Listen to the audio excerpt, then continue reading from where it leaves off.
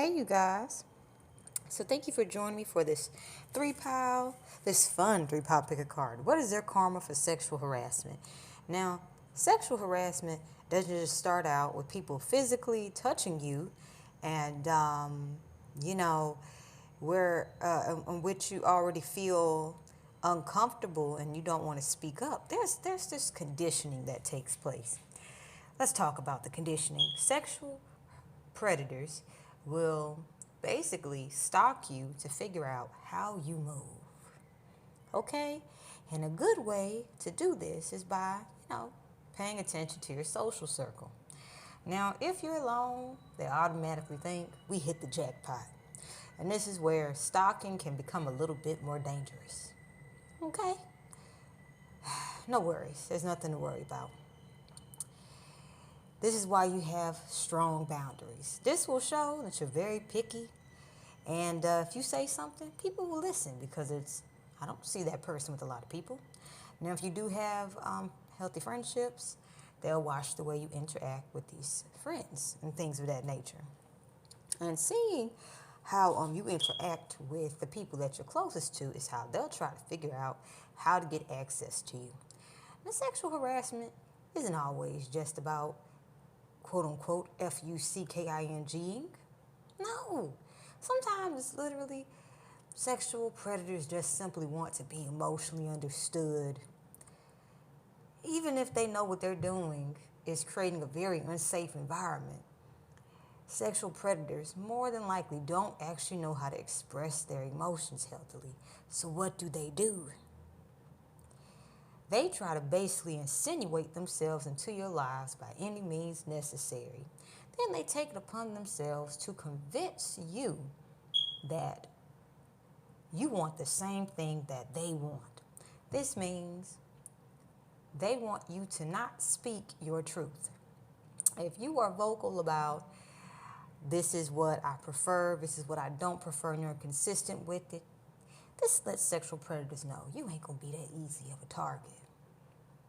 Eventually, they'll find out you're not a target at all, and they become the prey because they've exposed their vulnerabilities, and the wrong person is going to basically say, "I had enough." All right. But sexual predators, they already mentally think that because they like something, it's theirs. Probably in their childhood, they had a parental figure who told them, you can have just about anything you want. Look at you. And then when life really hit them, they realized, damn, bro, I got to actually put some work in. So most sexual predators are so fucking lazy. They use sex as a way to keep their basic needs met. Okay, I mean, it is what it is. There's no judgment. However, sexual predators have been trying to normalize sexual harassment for such a long time. And it's amazing that even though we have laws that mention sexual harassment, sexual predators got smarter. They figured, no problem. I'll appear like I'm a respectful person. That way, if I do something, they'll be too confused as if I did it. Now, most of the time, this just continues and continues to the point most victims of sexual harassment give into it. Sexual predators are, look, sexual predators, they want to get away with rape. It is what it is. If you a female that has low standards and I don't want to have sex, but, you're so desperate and you're willing to go for it. And you do things that you feel, I wish I hadn't done that. And then the same sexual predator has the nerve to go around the neighborhood and say, guess who fucked me? Guess who I fucked? This has been normalized. So what happens when this type of activity is happening? Other sexual predators jump on board too. Now this shit has been normalized. So when we have sexual harassment in the workplace, people have gotten confused because they think sexual harassment looks one way, but sexual harassment has layers. You catch sexual harassment at the very beginning of it, and this will have sexual predators ready to make sure that they think before they act. But without further ado, let's get into what is their karma for sexual harassment.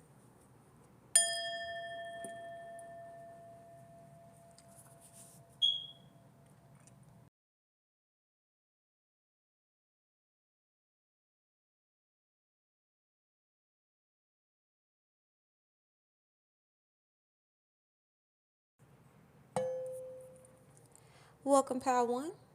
So, what is their karma for sexual harassment? Now, one of the main reasons these individuals have been participating in sexual harassment is because they are afraid, well, they don't want to admit what they're afraid of. Sex has been used to help them be able to, what's the word? Tune out their fears. So they have been heavily, participating in sexual harassment because they do not like to acknowledge unprocessed anger, unprocessed resentment, unprocessed confusion, unprocessed sadness, unprocessed grief. Well, they're going to have to unpack all this baggage. Now, instead of being able to have a high vibrational support who's able to guide them through the realities of actually healing grief, they're going to actually have to learn this shit on their own. They're going to be dealing with the consequences that if they go if they're not balanced while doing this, if they do too much, there's consequences. If they do too little, there's consequences. They're going to find that nice little sweet spot. All right? Because if they don't find that nice little sweet spot, every time they do too much and every time they don't do enough, they're going to get called out for being extremely immature. And what do you do with immature adults who just simply don't understand that no means no? We have the Three of Wands. Whatever they were planning to happen ain't going to happen. And something else that they would not want to happen to them is going to happen to them. And this is what's going to help them face their fears in unexpected ways. Okay? This is enough. What they're going to experience is enough to write a new horror genre. All right? Let's cleanse the energy.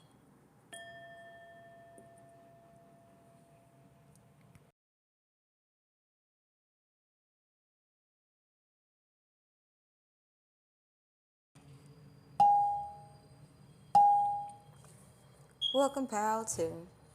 So you might want to go to Pile 1 if you feel led to, but because some of the same cards are definitely showing up, except we do have a different variation. So part of their karma for sexually harassing you is people gonna really listen to what they say. People are not going to no longer just agree with what they want people to agree with. People are actually going to literally be listening to understand what they are truly saying.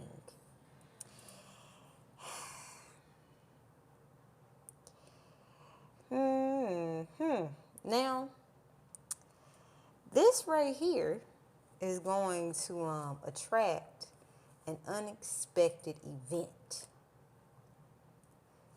See, everybody has a point of, I had enough. Even healthy people. Healthy people understand that if they do not respect that I've had enough point, that they have to be responsible and accountable for any actions that they take, especially if it ends up hurting them more than helping them. Well, irresponsible people, they still like to play victim and blame how they hurt other people based on how they feel. And this event is going to trigger accountability in all parties, because what is their karma for sexual harassment? They're going to get harmed by other individuals who just simply don't like being lied to anymore. They're already confused. They already don't have clarity. And if they're aware that someone is obviously lying to them, they're going to give them a reason to stop lying. However, this is where all parties involved will get called out on not being accountable. So let's just say your enemy's enemies is going to take them out. Let's cleanse the energy.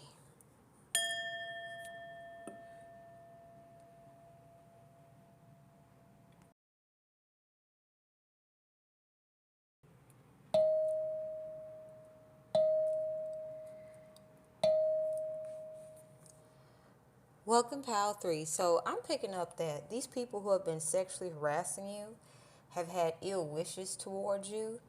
And the fact that they would be willing to disgrace your physical body, this is how much they hate themselves. They won't tell you this, but they feel very grimy and dirty. And the only reason they are actually sexually harassing you is because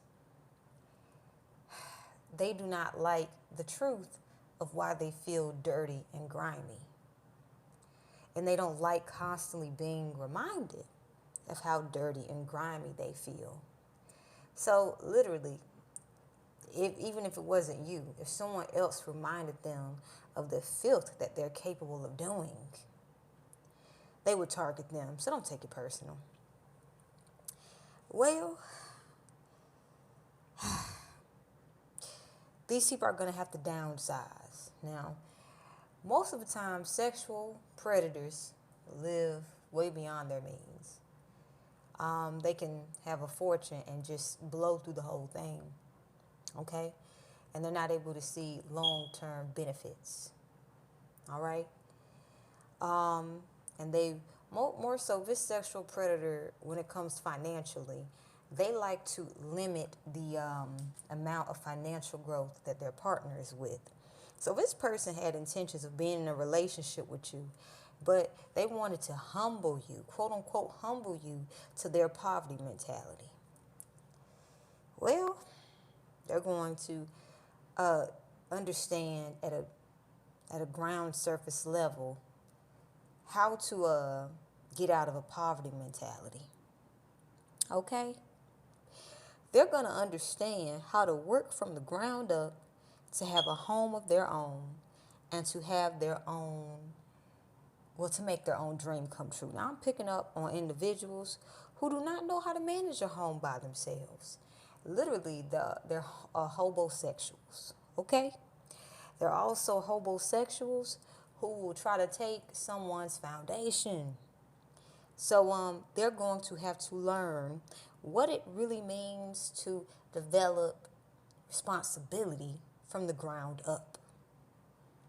This means any ideologies about maintaining a home that's not realistic, they're going to have to face that at the ground level.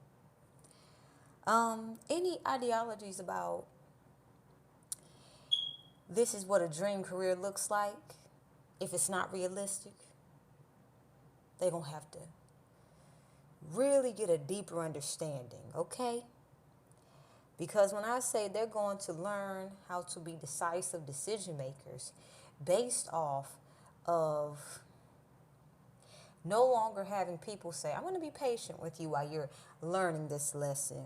No, you too old to be making the same fucking mistake. How you bold enough to sexually harass somebody, but you can't upkeep your basic needs? So when you become aware of this, you're not going to take anything that they do personally, because literally the last thing that's going to be on their mind is sex.